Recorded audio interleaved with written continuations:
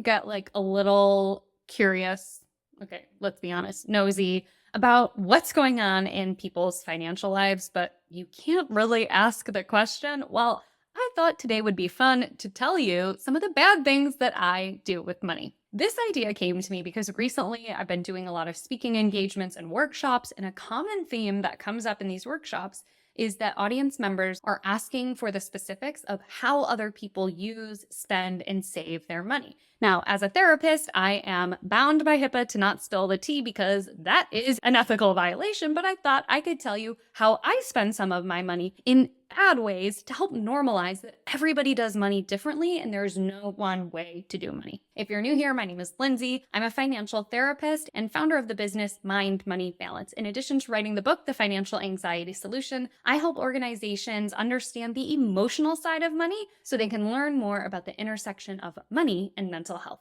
Before I get into the things that I do that are not good with money according to the old guard, I want to be incredibly transparent that I have so much privilege in spending my money the way that I do. Yes, for sure, based on my familial background and also the fact that my partner and I are child-free by choice and that we don't have some of those expenses that come along with caregiving and raising children. We also are at this moment able-bodied, and that makes a big difference in being able to do some of these things and being able to be a little bit more frivolous. Please do not take me saying, oh, I get to do all these things and don't think about it as me not being able to face the realities of the different privileges that I have and that I exist within. The first bad thing that I do with money is I play the lottery. I know it's so weird to say. I know cognitively the odds of me ever winning the lottery are very, very, very small. I also know cognitively that putting $2 or $4 into something like a high yield savings account or a Roth IRA a few times a year would be technically better than buying a lotto ticket. Here's the thing, I don't care. For me, I like to play the lotto probably 4 to 6 times a year, sometimes more, sometimes less, and it is so worth the $2 or $4 that I spend on that lotto ticket to dream about what life would be like with that windfall of money. It is almost always a really great conversation starter with my partner, or if I buy tickets when I'm visiting family and give out tickets, I love to ask the question of like, what would you do with this money? And as a therapist, I also love to put different disclaimers around it, like, what would you do if you had to give 50% away? Or what would you do if you couldn't give any money away? Or what would you do if you had to spend it all within 5 years? I find it so fascinating just to learn about people in that way. And I find all of that to be so fun and so worth the $2 or $4. And I really don't care that I could be earning more in other places or that the odds are that I will never win. So yeah, I play the lotto. Another bad habit that I have is I pay for a lot of streaming services. I love entertainment. I love television, and I don't think we should be ashamed to talk about the things that we like. And for a very long time, I was in the camp of you should only have one streaming service and you don't need to watch all the shows. And while there's like certainly a grain of truth, I believe we should all get outside and touch grass if we are able to do so and it's safe to do so. And at the same time, during the pandemic, like so many of us, I needed ways to keep my brain engaged and entertained and in a safe way, and signed up for more of those streaming services. I think there is a lot of noise about how bad TV is for us and how it's rotting our brains. In particular, if you were raised by a Gen Xer or a boomer, you probably got that message.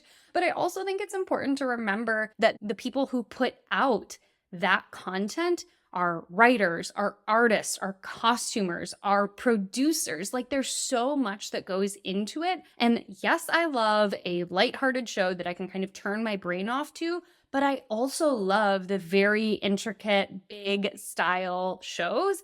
And I don't really care that I'm spending money on 3 streaming services when that's probably frivolous, according to a lot of people. The other bad thing I do with money is spend money to take care of my body. Why is that controversial? I don't know, but a lot of the people in the world of personal finance think that anything that in particular people who are femme or are women do to take care of themselves is somehow frivolous, but I have been spending money for coming up on 10 years, aside from, the window of time deep during the pandemic, getting every other month facials. Is that a lot of money? Sure.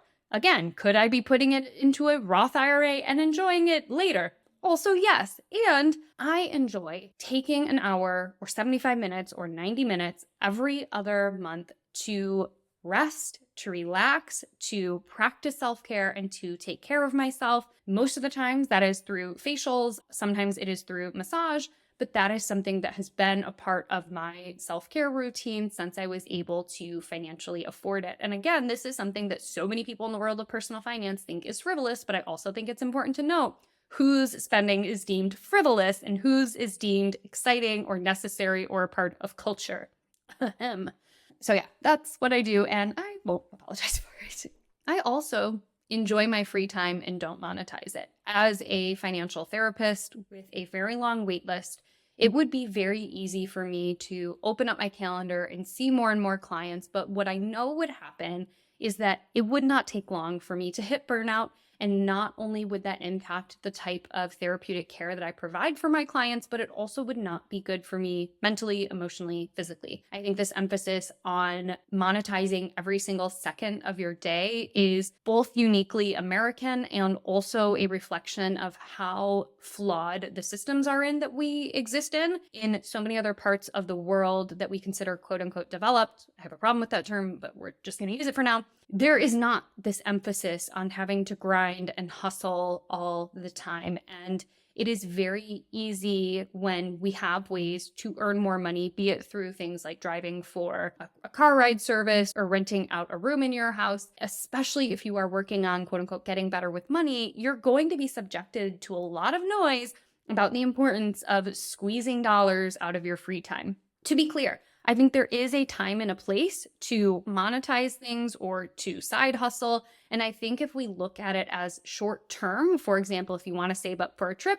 and you want to earn an extra $500 a month, I think there's nothing wrong with adding in a side hustle or signing up for some of those services that can provide some additional income. But I don't think that it is healthy for any of us to be thinking about our time in terms of dollars when it comes to the time that we should be taking care of ourselves. Thankfully, I feel like there has been a renewed dialogue around where this 40-hour work week comes from and what a living wage is, and the importance of not just earning money to earn money, but also making sure that we're taking care of ourselves. So that is something that I work on and work toward. I'm so curious if you and I share any bad money habits. It is so important to know that we're not alone. And I also hope that it was just fun for you to kind of hear a little bit about the different things that I do that I know I could be doing better. But because I have a healthy relationship with money, I know it's coming in, I know it's going out.